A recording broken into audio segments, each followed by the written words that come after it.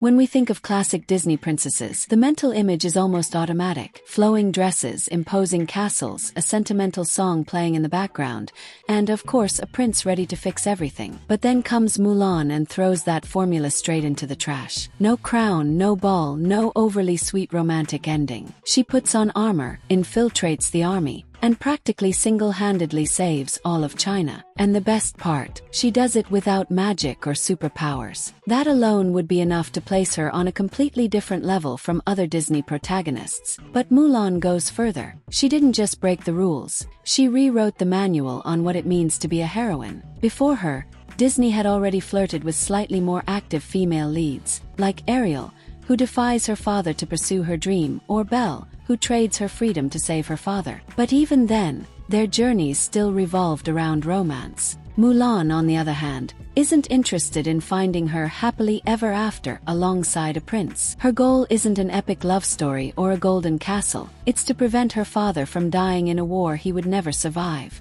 And the genius of it all, she doesn't do it because she wants to be a legend, a warrior, or a savior.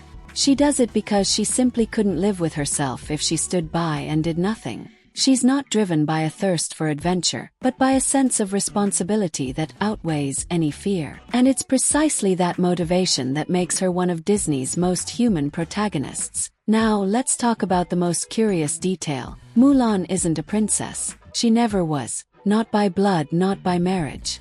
So why on earth is she officially part of the Disney Princess franchise? The answer is simple. Disney had no other category to place a character as powerful as her. Mulan's impact was so immense that they had to include her in the lineup, even though technically she had nothing to do with the label. After all, how could they ignore a character who became more iconic than many traditional princesses? But what if we told you that Mulan isn't just an atypical princess? What if, in reality, she was Disney's first superhero? Think about it. Every superhero origin story follows a classic pattern. An ordinary protagonist who is forced to assume a secret identity, undergoes rigorous training, faces enormous challenges, defeats a formidable villain, and in the end, saves a bunch of people. This isn't just the storyline of Spider-Man, Batman, or Wonder Woman. It's Mulan's story too. She has a secret identity. At the start, she has to hide who she really is to enter the army. Her training with the soldiers is practically a superhero evolution arc.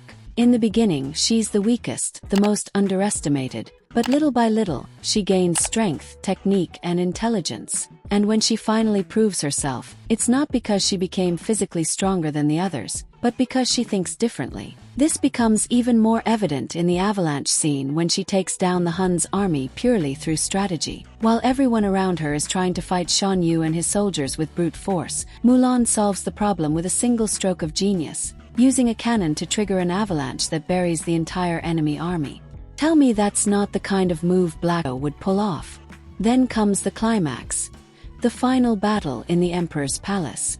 While the city celebrates, believing the danger has passed, Mulan is the only one who realizes that Shan Yu is still lurking.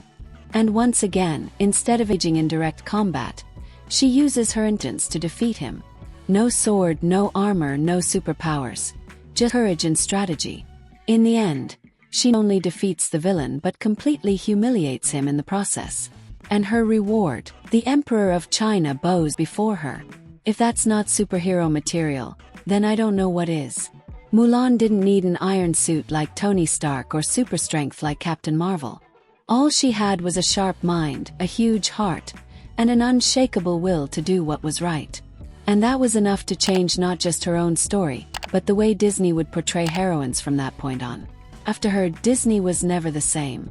Mulan's success paved the way for female protagonists who were no longer confined to romance as their primary goal. Merida, Moana, Elsa. They are all direct descendants of the impact Mulan had. Without her, we probably wouldn't see a princess saying, "I don't need a prince," as naturally as we do today.